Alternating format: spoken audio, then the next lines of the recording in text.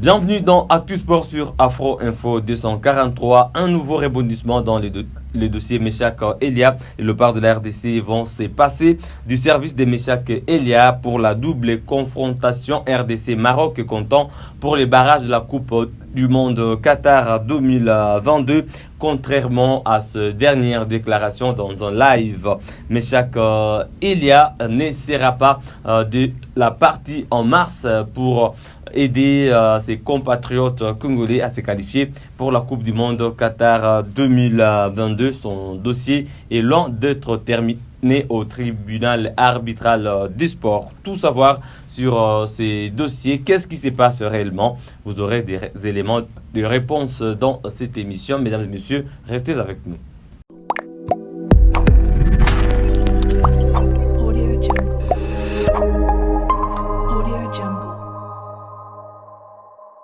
Et pour en parler, je reçois sur ce plateau David Buteki, qui est notre journaliste sportif à maison. Bonjour David et bienvenue.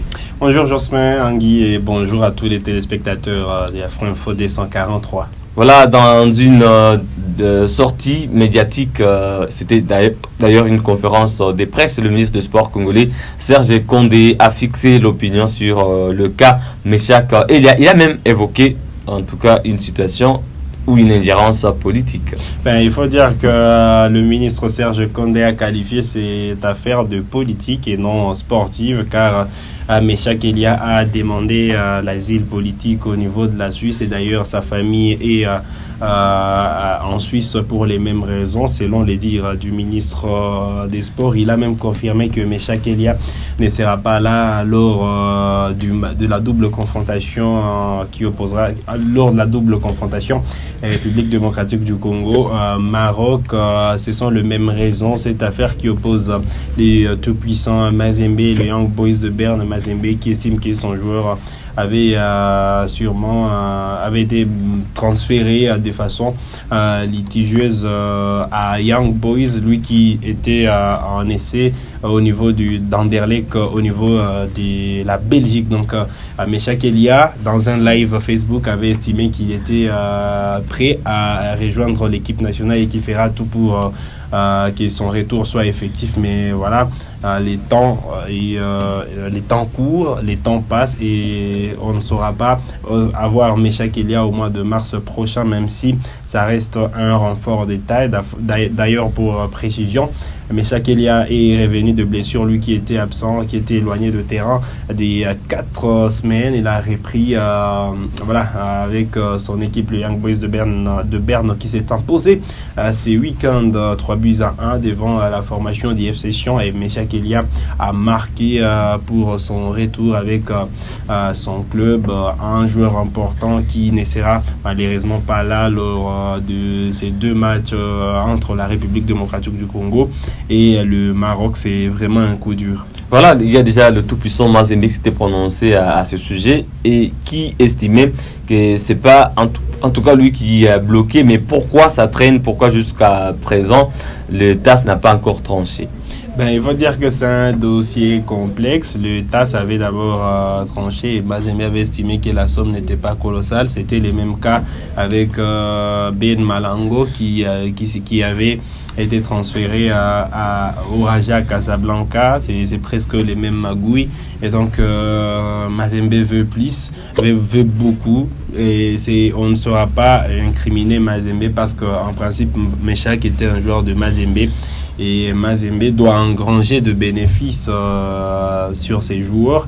Mais voilà, c'est un dossier politique parce que Meshak a demandé asile en Suisse. Et donc si la Suisse aujourd'hui s'est dit nous libérons Meshak, est-ce que son club aussi sera d'accord? Parce que son club a toujours pensé que Meshak ne sera pas en sécurité en République démocratique du Congo, car il est poursuivi par des politiciens, selon les dires du ministre des Sports. Mais bon, ce sont vraiment des propos à prendre avec beaucoup plus de pincettes. Même si Meshak, lui, avait estimé qu'il n'y a rien qui bloque, il est prêt à rejoindre l'équipe nationale. Donc C'est vraiment un feuilleton qui est loin d'être terminé. On pensait que pendant cette période, parce qu'il y a eu quand même 2 mois, ça fait maintenant 2 mois que Meshack s'est prononcé, on pensait qu'il y aura vraiment accélération de ces dossiers.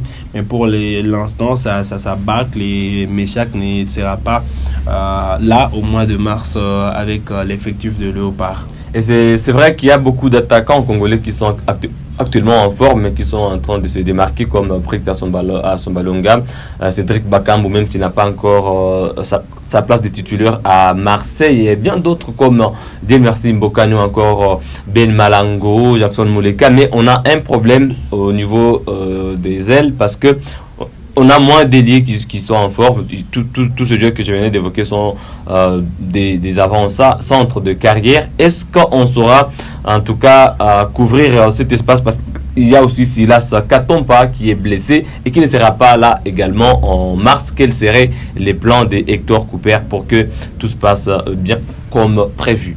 C'est là que ça coince un tout petit peu pour l'équipe nationale de la République démocratique du Congo, parce que voilà, à défaut de l'absence de Silas, on pensait que Meshack pourra colmater les brèches, mais voilà, Meshack également ne sera pas là après cette blessure de Silas qui, lui, la saison est même terminée après s'être blessé. Mais voilà, il y a plusieurs solutions. Lors de toute la campagne des éliminatoires, Hector Cooper a utilisé le 4-4-2 avec 2 attaquants de pointe. Donc, ce n'est pas exclu qu'on puisse voir la même configuration et le même style des jeux.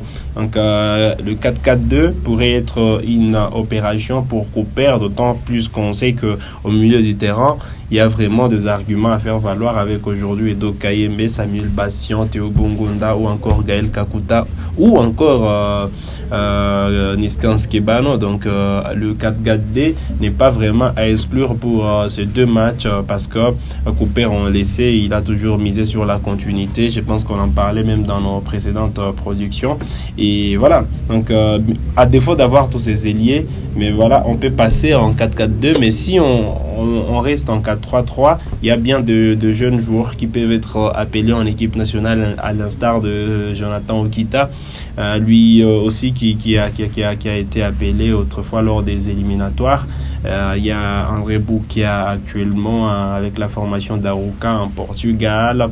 Il y a bien de joueurs qui peuvent être appelés en équipe nationale, même si c'est fort probable qu'on puisse rester dans la configuration, dans les styles des jeux 4-4-2 au lieu de migrer vers le 4-3-3. Alors nous avons vu que bien sûr les matchs étaient gagnés, mais ça ne donnait pas du bon spectacle, ça ne marchait pas toujours bien. Qu'est-ce que vous pensez si on utilisait des joueurs polyvalents comme Niskes Kebano ou encore Théo Bongonda, les excentrés par exemple, parce qu'il ne faut pas oublier que Yohan Louis, ça pourrait être aussi là, et qu'on évolue en 4-3-3 parce que dans le temps, c'est le système des jeux qui a toujours marché le mieux pour la République démocratique du Congo. Voilà, c'est aussi une option, jouer avec des ailiers, des faux ailiers, ça c'est possible, mais voilà, le 4-4-2 donne aussi cette latitude-là de jouer avec de faux ailiers. Quand vous avez 4 milieux de terrain, ça veut dire que 2 seront excentrés. Donc, soit vous avez Bongonda qui est excentré et vous apportez du surnombre, que ce soit au milieu de terrain et au niveau de l'attaque. Donc, il y a vraiment beaucoup plus d'alternatives pour le coach Hector Cooper, parce que au sein de l'effectif des Léopards, il y a des joueurs de talent et des joueurs qui sont polyvalents. Vous l'avez dit, on peut aussi évoquer Paul-José Mpoku, également qui peut être décalé sur les côtés. Bakambu qui est toujours décalé sur les côtés avec la formation de Marseille. Donc il y a plusieurs solutions. Ce sera à Cooper d'élever l'option. Et moi je pense que le 4-4-2 est l'option numéro 1 pour Cooper. Voilà, et on va parler aussi de l'adversaire quand même, parce qu'il y a des solutions pour Hector Cooper. Vous l'avez dit, Niskes Kebano est là, Théo Bongonda ou encore Paul-José Mpoku. Pourquoi pas Bolassi aussi, il est toujours disponible, ou encore Yohan Wissa. Mais quand même du côté du Maroc, il y a Sofiane Bouffane et Soufiane Tchakla qui ont obtenu gain de cause. Il faut dire que ces 2 joueurs étaient suspendus par la Confédération africaine de football et le Maroc a donc interjeté appel à la commission d'appel de la CAF. Ces joueurs avaient été suspendus suite aux altercations survenues lors du match des quarts de finale de la Coupe d'Afrique des Nations. Et ces joueurs seront là au mois de mars car ils ont été donc autorisés par la commission d'appel. C'est une bonne nouvelle pour les Lions de l'Atlas qui pourront compter sur leur attaquant phare et aussi leur défenseur Soufiane Tchakla. Donc ce sont 2 adversaires coriaces qui s'ajoutent pour la République démocratique du Congo parce que côté congolais on espérait miser sur cette brèche, l'absence de Sofiane Boufal. Ça aurait été vraiment un coup dur pour le Maroc. Donc le Maroc pourra aligner toute son équipe et c'est des bons augures aussi pour garantir le spectacle lors de cette double confrontation. Voilà, merci beaucoup, ça sera la fin de cette émission. Vous allez comprendre nos soucis de santé, on ne pourra pas aller plus loin que ça, mais quand même vous savez l'essentiel, c'est que Meshak Elia a encore des soucis et qui sait, peut-être ça peut se décanter, David, et nous reviendrons toujours pour vous mettre au parfum de toute l'actualité. Si c'est pour la première fois de nous suivre, n'oubliez pas de vous abonner à Info 243, il suffit tout simplement de cliquer sur s'abonner, activer la cloche de notification pour ne rien rater de nos prochaines productions. Laissez-nous un j'aime, partagez cette vidéo à d'autres Congolais de partout au monde. Il faut rappeler que la RDC va jouer doublement contre le Maroc le 26 et le 29 mars 2022 pour le compte des barrages de la Coupe du Monde Qatar 2022. C'est donc un rendez-vous avec l'histoire. On se fixe un nouveau rendez-vous d'actualité. Merci à vous, David, d'avoir été là. Merci aussi, Jospin Angui, et merci à tous ceux qui nous ont suivis. Voilà, c'est à très bientôt pour un autre numéro Actu Sport, mesdames et messieurs. À très bientôt.